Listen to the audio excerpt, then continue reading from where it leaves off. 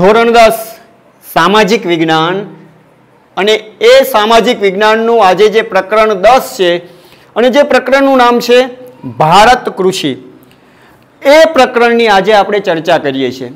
વિદ્યાર્થી મિત્રો, જ્યારે ખેતી એટલે કે કૃષિની વાત આવે ત્યારે કૃષિ અને ભારત એ બે પર્યાય શબ્દ છે.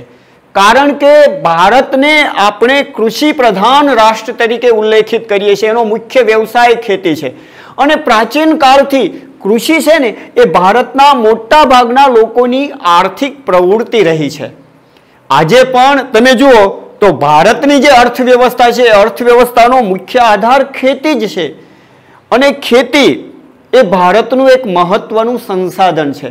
તો ચાલો એ મહત્વના સંસાધનને ખૂબ ઊંડાણથી સમજવાનો પ્રયત્ન કરીએ અને ખૂબ સરસ રીતે હું તમને આ પ્રકરણ ભણાવીશ.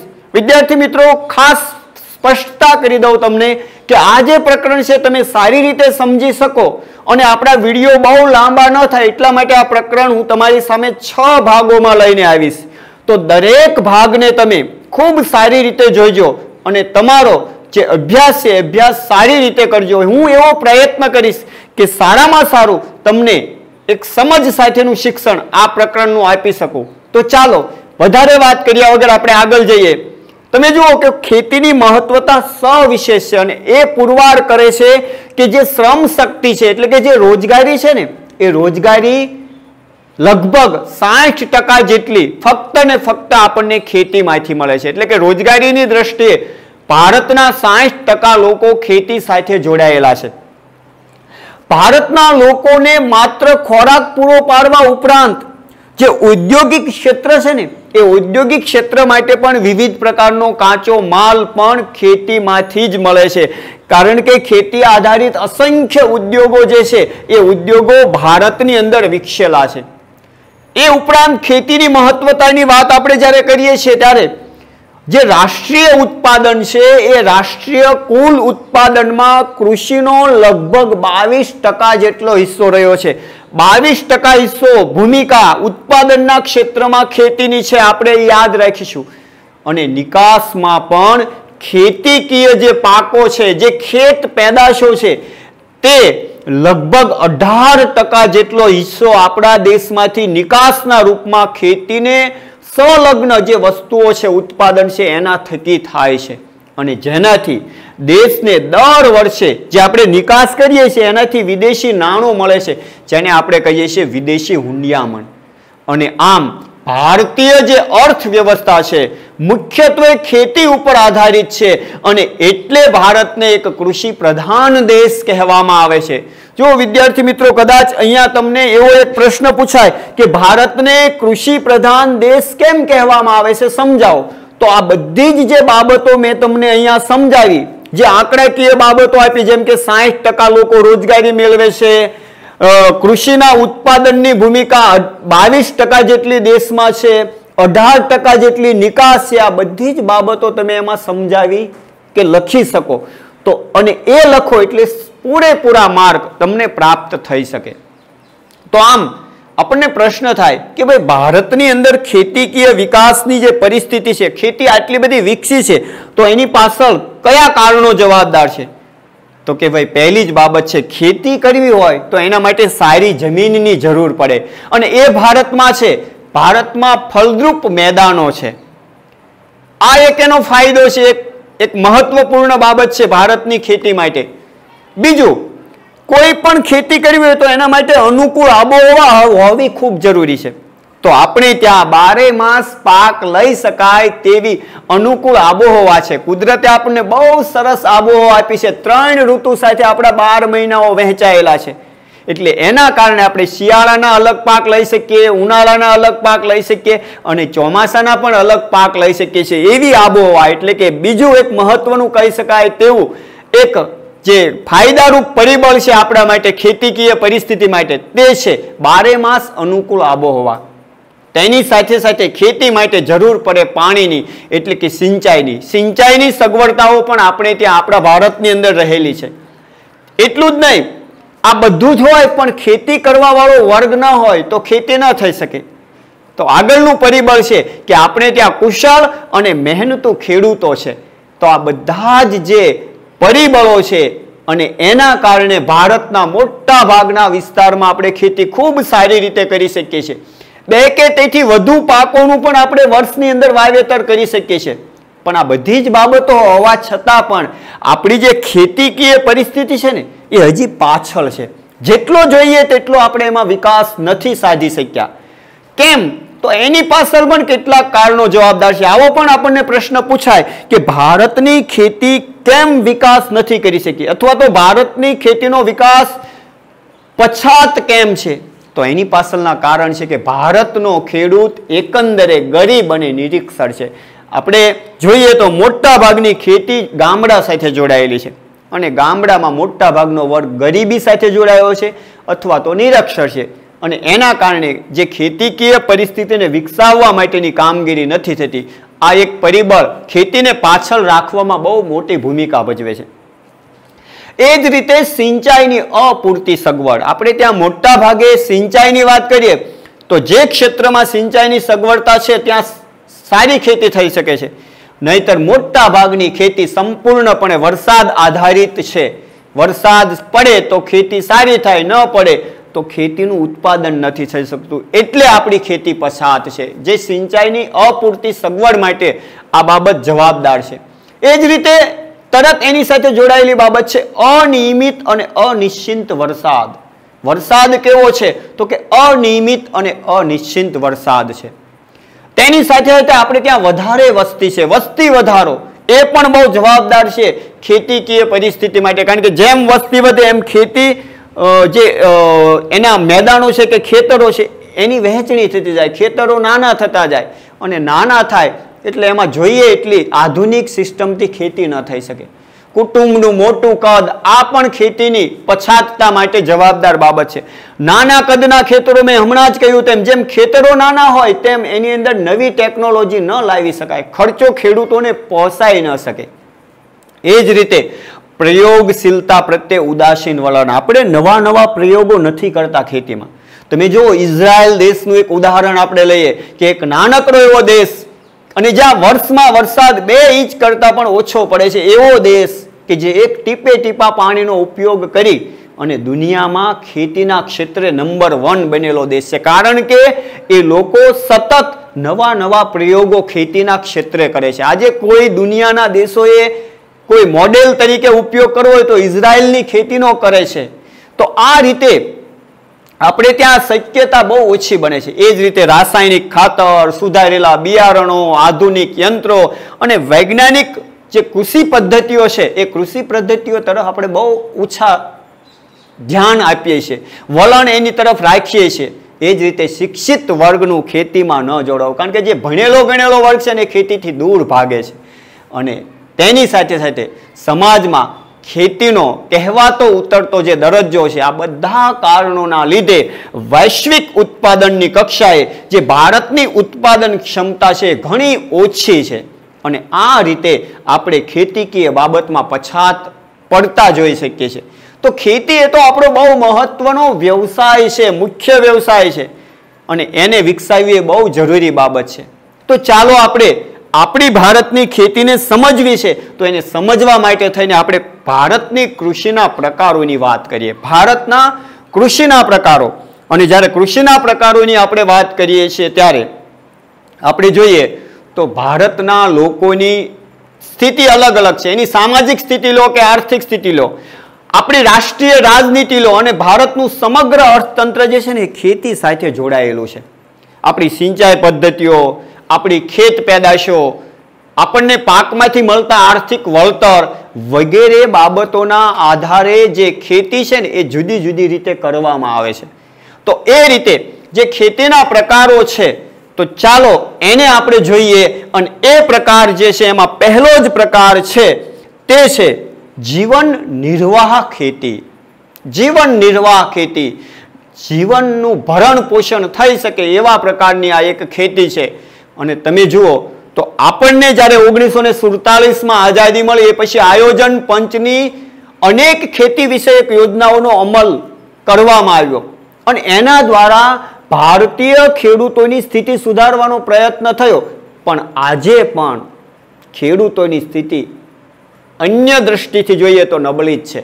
નાના કદના ખેતરોમાં મોંઘા બિયારણો, ખાતર, જંતુનાશક દવાઓનો ઉપયોગ પોસાય તેમ નથી.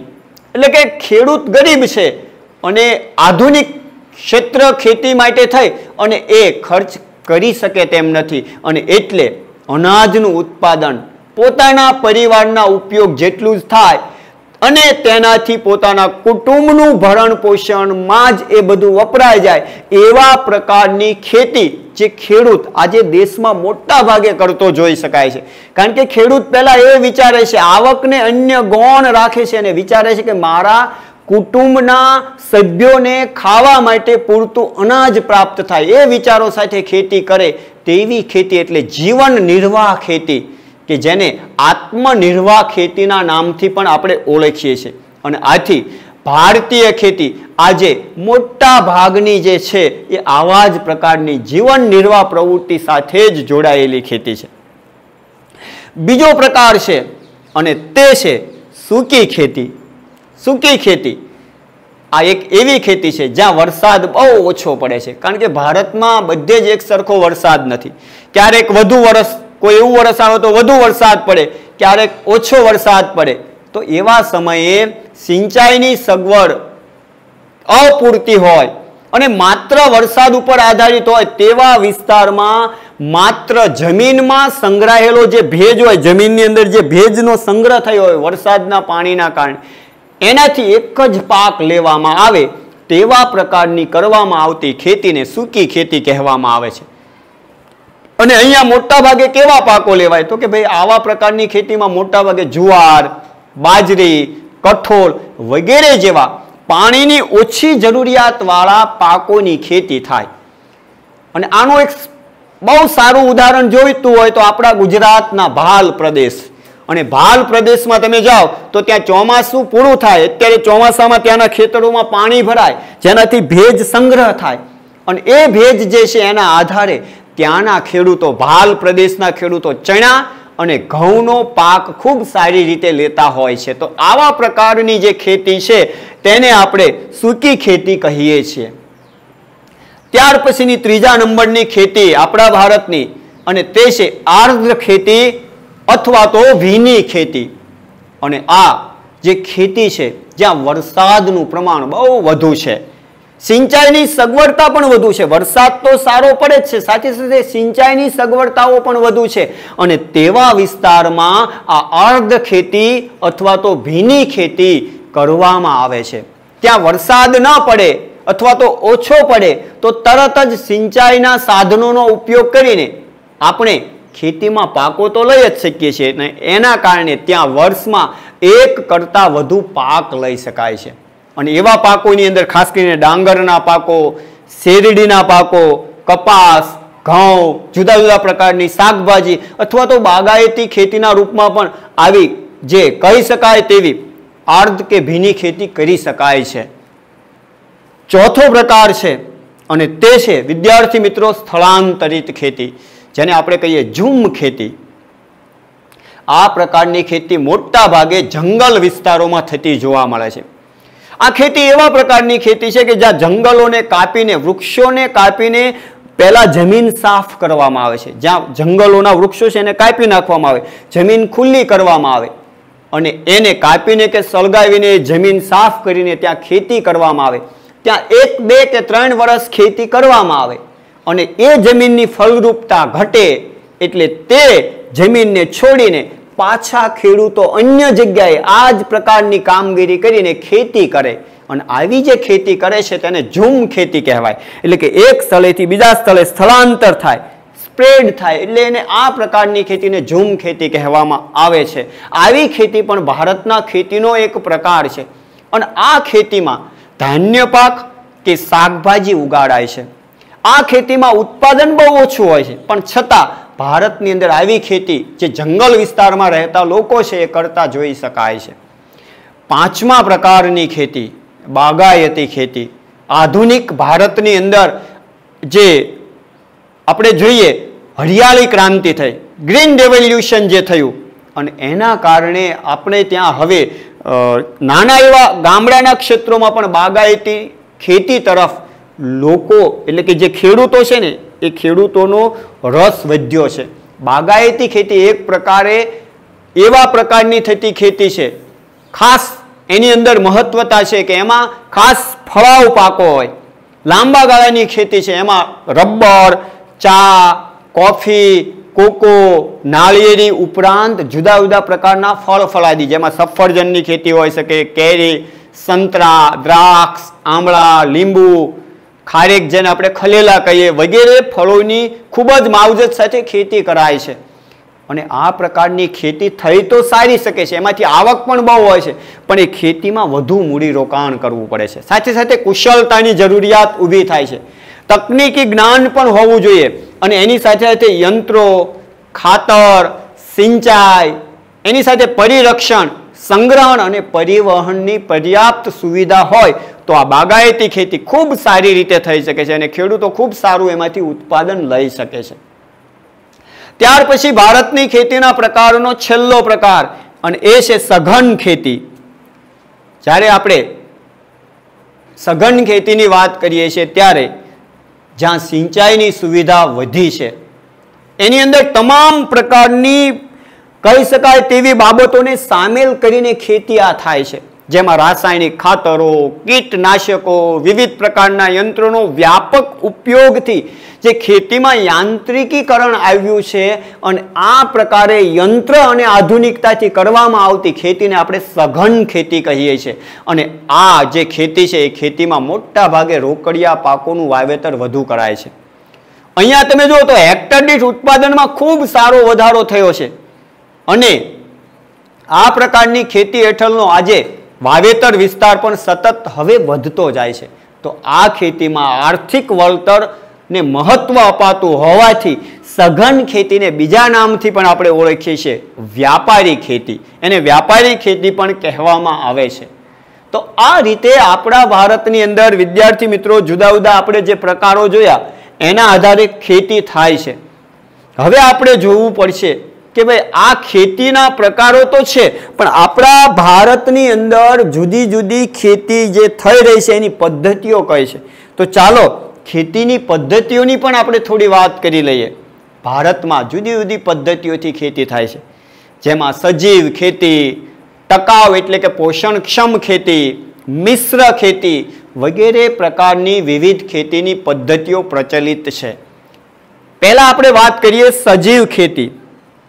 સજીવ ખેતીની જ્યારે વાત કરીએ છીએ તો જે પ્રમાણે આજે રાસાયણિક ખાતર અને જંતુનાશક દવાઓનો વપરાશ ખૂબ વધી રહ્યો છે અને એ બધી જ વસ્તુ આમ ખેતીના ઉત્પાદનમાં વધારો કરે, પણ એનાથી નુકસાન બહુ વધારે થાય છે અને એટલે હવે ધીરે ધીરે એની જે અસરો છે એ દેખાવા લાગી છે.